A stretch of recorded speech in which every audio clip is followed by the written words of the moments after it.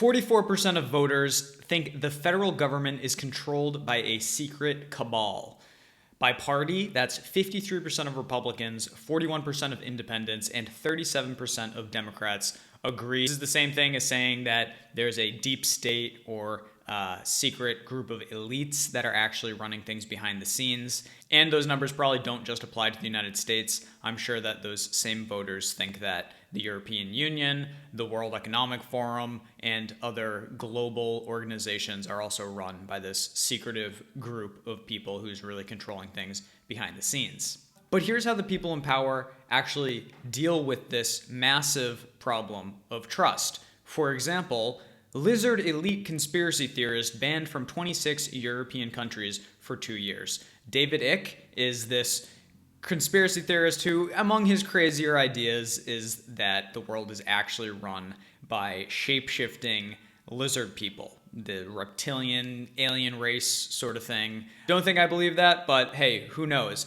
But the point is that David Icke has no criminal record to speak of. He hasn't made any threats against any people, but he's treated like a terrorist. The article states that Icke promotes many baseless and false conspiracy theories and claims about the Great Reset, COVID-19, or the invasion of Ukraine, and regularly promoted far-right politics and conspiracy ideologies, and regularly referred to Dutch Prime Minister Mark Rutte as a dictator. So the Dutch Prime Minister led the charge to ban this peaceful, non-criminal David Icke from the Netherlands and led the charge among 26 other EU nations to also get this guy banned.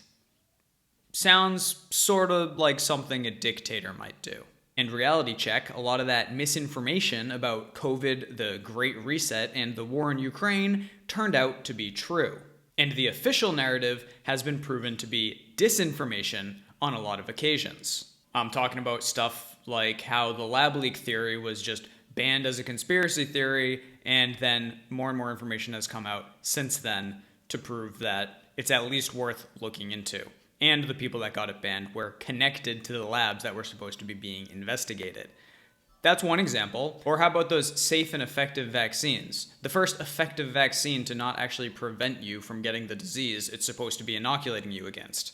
If you want to go back in history, we can look at the Weimar Republic in Germany, who actually banned hateful speech in an attempt to stop the Nazis from coming to power. The Nazis came to power anyway and used that censorship power to control the narrative, and we all know what happened after that. But there are flashing warnings to the elites, the cabal, the deep state, whatever you want to call this group of people who are trying to control things from behind the scenes. People are sick of the bullshit. People are sick of being spun to.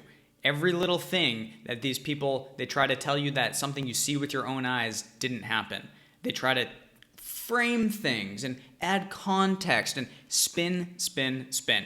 Everything comes with a little, well, you should think about it this way because that's what fits our narrative, and people are sick of it. Case in point, a Hispanic-owned restaurant in South Phoenix, Arizona, used to be the unofficial Democrat headquarters for the area.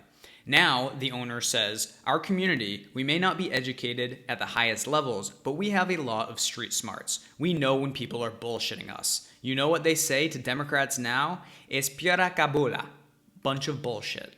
Miami-Dade went to Hillary by 29 points in 2016 and is now in play for Republicans. The bottom line, people are sick of constantly being spun to.